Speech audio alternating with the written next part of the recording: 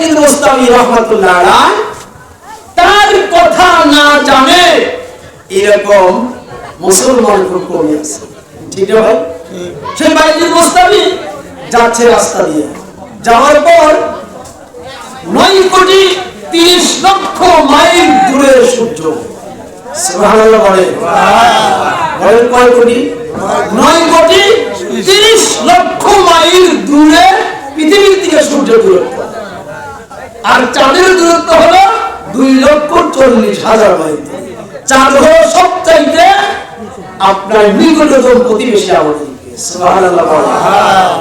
আমার ভাইরা বাইজিদ বোস্তামি রাহমাতুল্লাহ আলাইহি আপনার চলে যাচ্ছে আপনার প্রখর রৌদ্রের মধ্যে দিয়া, যাওয়ার পর শরীর থেকে ঘামগুলো আপনার বের হয়ে গেছে।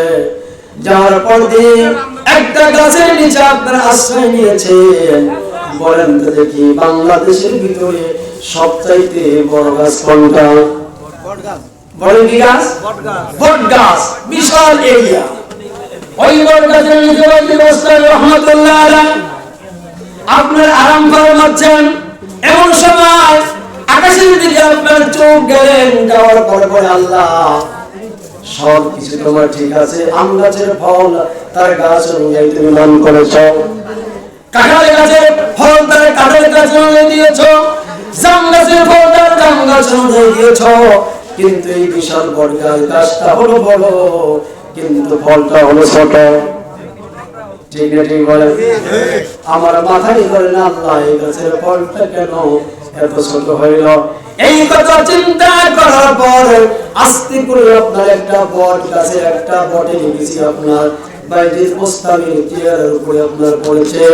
পড়ার সঙ্গে সঙ্গে আল্লাহর বান্দা সিজদার ভিতরে যা বলে, আল্লাহ এই গাছের ফল যদি কাঁঠাল গাছের ফলের মতো এত বাড়ি হতো, এত উঁচু থেকে পড়েছে, আমি পড়ার সঙ্গে সঙ্গে আমি বাইজিদ বোস্তামি এখানেই জিন্দা কবর হয়ে যেতাম। এরকম ঠিক না?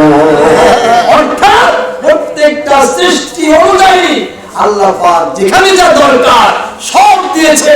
এটাই হলো তুমিনুনা বিল্লাহ, আল্লাহর প্রতি ঈমান আনা। সুবহানাল্লাহ। আরো বলুন।